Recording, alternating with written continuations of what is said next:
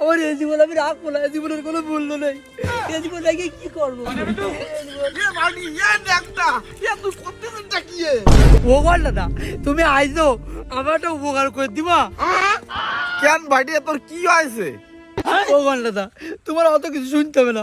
তুমি এই দড়িটা ধরে ওইখানে গিয়ে দাঁড়ায় থাকবা, আর আমি যতক্ষণ নড়বো তুমি শুধু ধরে রাখবা, ছাড়বা না কিন্তু, টাইনে ধরেই রাখবা।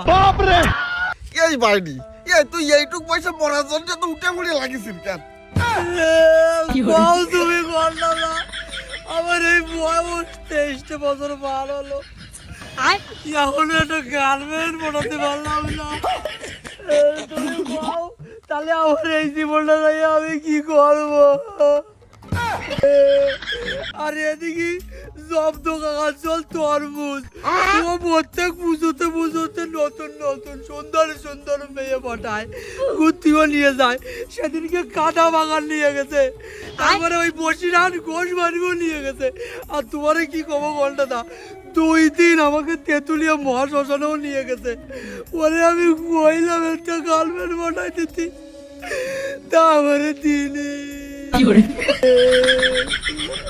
তুমি ওই তরমুজটা কই আমার একটা গার্লফ্রেন্ড বানায় দাও, দাদা বলি এই দড়িটা ধরে আমার একটা টান দিয়ে দাও।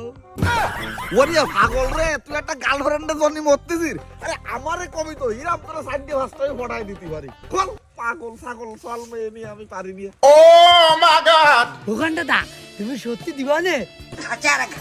ওখান দাদা যদি দাও তাহলে তুমি ওই সরস্বতী পুজোর একদিন আগে দিবা, কারণ সরস্বতী পুজো সারা দিন ভরে আমি করবো, বুঝতে পারি তো?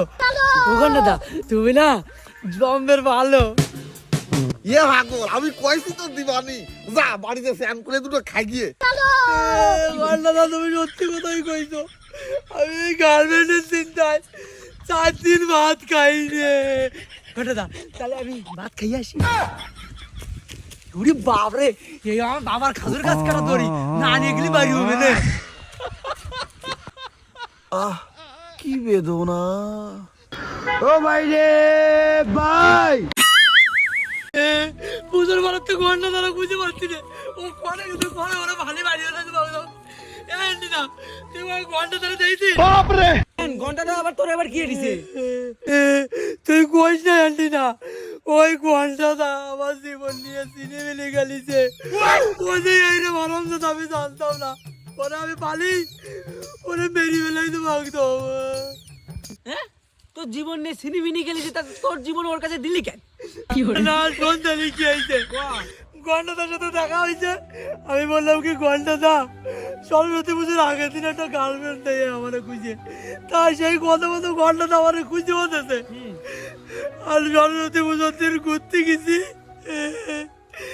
অঞ্জলিও দিছি, তখনও খোঁজ বুঝতে পারিনি। আমি মেলায় ঘুরতে গেছি, সারা মেলা ঘুরেছি, লাস্টে আমার কি কয় জানি, কয় বাড়ি ওরে কয়টার বাদাম কিনে দাও। তোমার দাদা তো আসেনি, দাদার একটু কাজ পড়ে গেছে, তাই কয়েছে কি আমার 20টার বাদাম কিনে দাও। তারপরে লাস্টে কি কয় জানি, কয় কি আমি যদি তোমার মতো ছোট হতাম তা তোমার সাথে ব্যায়াম করতাম। ওই বাচ্চারে কোয়ালে বাবা কোয়া।